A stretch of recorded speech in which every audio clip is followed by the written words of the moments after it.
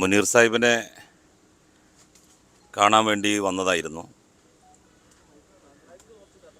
അദ്ദേഹത്തിൻ്റെ ആരോഗ്യനില മെച്ചപ്പെട്ടു വരുന്നു എന്നാണ് ഡോക്ടർമാർ പറഞ്ഞത്.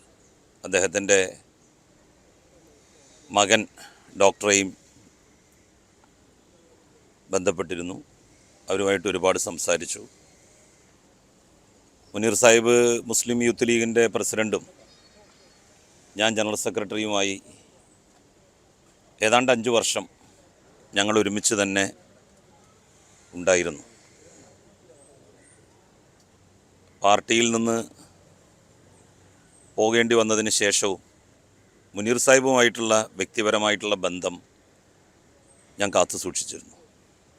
അത് ഈ നിമിഷം വരെയും ഇനിയും അത് തുടരും. മുനീർ സാഹിബിൻ്റെ ഓരോ കാര്യങ്ങൾ സത്യത്തിൽ വല്ലാതെ മനോവിഷമം ഉണ്ടാക്കുന്നതാണ്. നമുക്കറിയാം, അദ്ദേഹത്തിൻ്റെ പിതാവ് CH മുഹമ്മദ് കോയ സാഹിബ് CH മരണപ്പെടുന്ന സമയത്ത് അദ്ദേഹത്തിൻ്റെ മക്കൾക്ക് വേണ്ടിയിട്ടൊന്നും അദ്ദേഹം സമ്പാദിച്ചു വെച്ചിരുന്നില്ല. മുനീർ സാഹിബും ഒരുപാട് കടക്കാരനാണ്. ഇപ്പോഴും സാമ്പത്തിക ബാധ്യതകൾ വന്നത് അദ്ദേഹം സ്വന്തമായിട്ട് എന്തെങ്കിലും നേടാൻ വേണ്ടിയിട്ട് ചെയ്തിട്ടുള്ളതായിരുന്നില്ല. ഒരുപാട് നന്മ ഉദ്ദേശിച്ച് നാട്ടുകാരെയും ജനങ്ങളെയും ലക്ഷ്യമാക്കി അദ്ദേഹം ചില സംരംഭങ്ങളൊക്കെ തുടങ്ങി. പ്രത്യേകിച്ച് വാർത്താ വിതരണ പ്രക്ഷേപണ സംപ്രേഷണ രംഗത്ത് വലിയ കാൽവെപ്പുകളൊന്നും ഇല്ലാതിരുന്ന സമയത്താണ് ഇന്ത്യ വിഷനൊക്കെ അദ്ദേഹം തുടങ്ങുന്നത്. അങ്ങനെയൊക്കെ ഉണ്ടായിട്ടുള്ള സാമ്പത്തിക ബാധ്യതകളാണ്. അതിപ്പോഴും തീർന്നിട്ടില്ല എന്നാണ് മനസ്സിലാക്കാൻ വേണ്ടി സാധിച്ചത്. അപ്പോൾ എൻ്റെ കൂടെ നമ്മളുടെ മുൻ മേയർ ഭാസ്കരേട്ടൻ്റെ മകനും ഉണ്ടായിരുന്നു. അപ്പോൾ ഭാസ്കരേട്ടൻ അന്ന് ജില്ലാ ബാങ്കിൻ്റെ ഒക്കെ പ്രസിഡൻ്റ് എന്നുള്ള നിലയിൽ അദ്ദേഹത്തിന് ലോൺ കൊടുത്ത കാര്യമൊക്കെ ഞങ്ങളിങ്ങനെ പറയുമായിരുന്നു. അപ്പോൾ മുനീർ സാഹിബ് ഊർജ്ജസ്വലതയോടെ പൊതുപ്രവർത്തന രംഗത്ത് ഉണ്ടാവണം.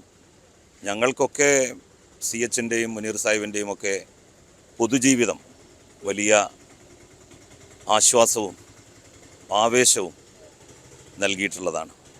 ആ വഴിയിലൂടെയാണ് ഞങ്ങളുടെയൊക്കെ തലമുറയിലെ എല്ലാ ആളുകളും സഞ്ചരിച്ചു കൊണ്ടിരിക്കുന്നത് എന്ന് എനിക്ക് നിസ്സംശയം പറയാൻ വേണ്ടി സാധിക്കും.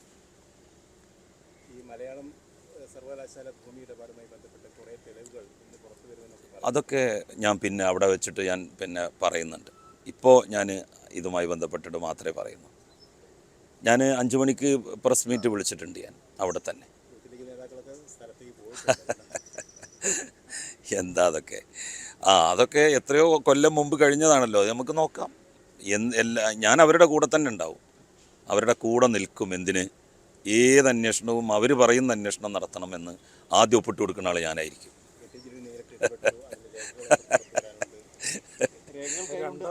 അതെ അതെ അതെ അതെ രേഖകൾ വരട്ടെ. അതൊക്കെ അതെ അതെ അതെ അതൊക്കെ ഓരോരുത്തരെ കണ്ടാലറിയാം കള്ളനാണോ അല്ലേ എന്നുള്ളത്.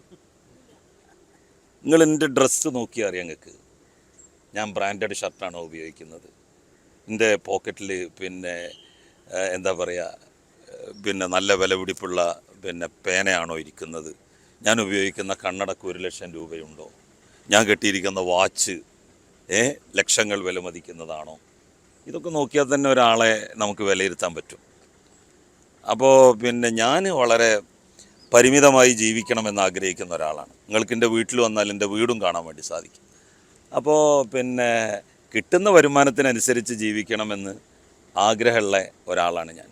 വേറൊരാളുടെ പണത്തുമ്മലോ അവരുടെ ഊരമ്പലോ കൂര കെട്ടി താമസിക്കാൻ ഞാൻ ഒരു കാലത്തും ആഗ്രഹിച്ചിട്ടില്ല. ഞാൻ പറഞ്ഞല്ലോ, CHൻ്റെയും മുനീറിൻ്റെയും ഒക്കെ ഒരു ഒരു പാരമ്പര്യം, അതാണ് ഞാൻ ഇന്നും പുലർത്തുന്നത്. ഈ പുറമോടിയിൽ മാത്രം ഒരാളെ വിലയിരുത്തുന്നത് ശരിയാണ്? പുറമോടി തന്നെയാണ് പ്രധാനം. കാരണം അഴിമതി ഉണ്ടാക്കി പണം നമ്മൾ പിന്നെ മരിച്ചു പോകുമ്പോൾ കൊണ്ടുപോകാൻ വെക്കുകയല്ലല്ലോ, ആസ്വദിക്കാനും അനുഭവിക്കാനും വെക്കുകയല്ലേ. അപ്പോൾ അവരതെന്തായാലും അനുഭവിക്കും, ഉറപ്പാണ്, ഒരു സംശയമില്ല. അഴിമതിയിലൂടെ സമ്പാദിക്കുന്ന പണം അല്ലെങ്കിൽ അനധികൃതമായി സമ്പാദിക്കുന്ന പണം തീർച്ചയായിട്ടും അവരിൽ ഉപയോഗിക്കും, അവരുടെ മക്കൾ ഉപയോഗിക്കും. അവരുടെ മക്കളുടെ ഒക്കെ തന്നെ ജീവിത നിലവാരം നമുക്ക് കണ്ടാലും മനസ്സിലാക്കാം. അപ്പോൾ അങ്ങനെ എൻ്റെ മക്കളെയും നിങ്ങൾ അളന്നോളൂ, അവരൊക്കെ എങ്ങനെയാണ്. ഇപ്പം എൻ്റെ മോളിവിടെ പിന്നെ മെഡിക്കൽ കോളേജിൽ ജനറൽ മെഡിസിന് MDക്ക് പഠിക്കുകയാണ്. അപ്പോൾ അവളെ പോയിട്ട് നിങ്ങൾ അവളുടെ പിന്നെ അവളെ കണ്ടാലും ഇപ്പോൾ അവളുടെ ഡ്രസ്സും കാര്യങ്ങളും എല്ലാം കണ്ടാൽ മനസ്സിലാക്കുക ഓരോരുത്തരും എങ്ങനെയാണ് ജീവിക്കുന്നത് എന്ന്. അപ്പം നമ്മളൊക്കെ ചെറുപ്പം മുതൽ തന്നെ അങ്ങനെയാണ് ജീവിച്ചിട്ടുള്ളത്. പുറത്തു കൊണ്ടുവരാൻ വരുന്ന രേഖകളിൽ യാതൊരു ഭയമില്ല. അല്ല ആത്മവിശ്വാസം മൂപ്പര് നന്നായി പ്രകടിപ്പിച്ചോട്ടെ. മൂപ്പരെ പോലെയാണ് എല്ലാവരും എന്ന് വിചാരിക്കും. മുൻ ജനറൽ സെക്രട്ടറിമാർ അങ്ങനെ അല്ല എന്ന്, യൂത്ത് ലീഗിൻ്റെ മുൻ ജനറൽ സെക്രട്ടറിമാർ അങ്ങനെ അല്ല എന്ന് അദ്ദേഹം മനസ്സിലാക്കട്ടെ. എന്തായിരുന്നു? Season 2 loading. അത് ശരി, അത് ഞാനും മറുപടി ഇട്ടിരുന്നു FBയിൽ. കണ്ടോ? ദൃശ്യം 2 എന്ന് പറഞ്ഞ് ഇട്ടിരുന്നോ? അല്ല, കണ്ടിരുന്നില്ലേ അത്? അത് കണ്ടില്ലേ നിങ്ങൾ? പിന്നെ ഇതൊക്കെ കണ്ടില്ലേ? അറബിയുടെ വേഷത്തിലൊക്കെ ഇങ്ങനെ നിൽക്കണ്. അതെ അതെ അതെ തീർച്ചയായിട്ടും. അതൊക്കെ വരട്ടെ. എന്താ പക്ഷേ കഴിഞ്ഞു. ഇന്ന് ഞാൻ 5 മണിക്ക് ആ കാര്യങ്ങൾ പറയുന്നുണ്ട്. വലിയ മുതലാളിയാണ്, അദാനിയുടെ പറക്കാതെ പോയ മകനല്ലേ, കോഴിക്കോട്ടുകാർക്ക് അഭിമാനിക്കാം.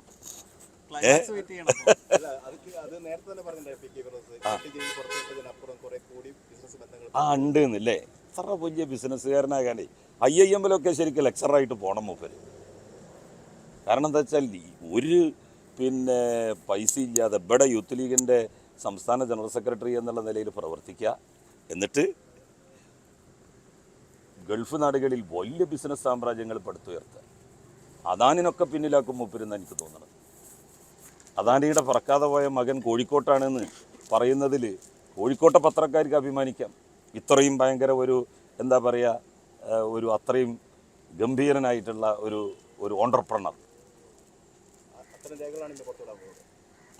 ആരാൻ്റെ ഊരമ്മ കൂര കെട്ടി താമസിക്കാൻ ആർക്കാ വയ്യാത്തത്?